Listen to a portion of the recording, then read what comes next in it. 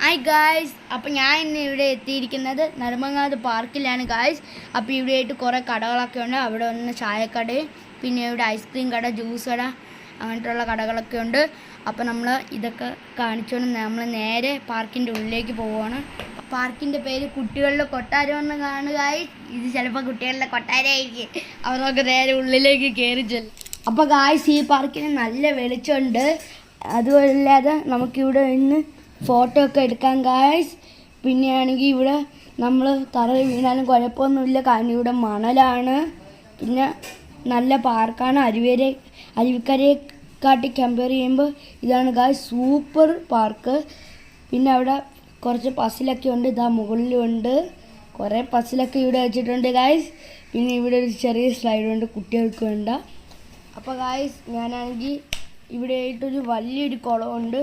അത് ഞാൻ കാണിച്ചു തരാം. അത് ഞാൻ വഴിയായിട്ട് കാണിച്ചു തരുന്നുണ്ട്.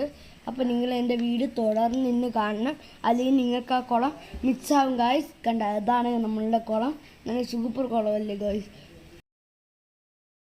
അപ്പോൾ അവിടെ കുറേ ലൈറ്റൊക്കെ ഉണ്ട്. പിന്നെ ഇവിടെ ആണെങ്കിൽ ഒരു സ്ലൈഡൊക്കെ ഉണ്ട്. നല്ല ഒരു 3 നില സ്ലൈഡാണ് ഉള്ളത്. പക്ഷേ അത് ഡേഞ്ചർ സ്ലൈഡാണെന്നൊക്കെയാണ് എഴുതി വെച്ചേക്കണേ. അതുകൊണ്ട് നമുക്ക് അതിൽ കയറാൻ പറ്റില്ല ഗായ്സ്. അവിടെയാണെങ്കിൽ നമ്മൾ മറ്റേ ആ വലിയ സ്ലൈഡ് ക്ലോസ് ചെയ്ത് വെച്ചേക്കുവാണ്. അതിൻ്റെ കാരണം എന്താണെന്ന് എനിക്ക് ഒട്ടും മനസ്സിലാവില്ല ഗായ്സ്.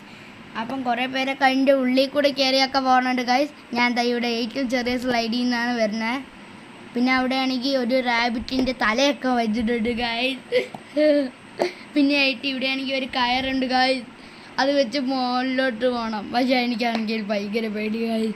പിന്നെ ഇവിടെ അതിനെക്കാട്ടി വലിയൊരു സ്ലൈഡ്, നമ്മൾ നോർമൽ സ്ലൈഡുണ്ട്. ഇതിന് ശേഷം ഞാൻ ഒരു നല്ലൊരു അഡ്വഞ്ചറസിന് വേണ്ടി ഞാൻ കയറാൻ പോവുകയാണ് ഗായ്സ്. ഈ സാധനത്തിൽ ഞാൻ എൻ്റെ മണ്ട വരെ എത്തും ഗായ്സ്. നോക്കിയോ നിങ്ങൾ, ഉണ്ടാ ഞാൻ ഇങ്ങനെ ഓരോരോ പടികളായിട്ടും കയറുകയാണ്. സ്ലിപ്പാവുന്നുണ്ട് കേട്ടോ, സ്ലിപ്പാവുന്നുണ്ട്, നല്ല സ്ലിപ്പറിയാണ്. അങ്ങനെ ഞാൻ എങ്ങനെയൊക്കെയോ കയറി പോകുന്നുണ്ട് ഗായ്സ്. റെഡിലെത്താനാണ് പ്ലാഡ്. എന്നാലും സിമ്പിൾ തന്നെ എനിക്കല്ലേ, സിമ്പിൾ തന്നെ.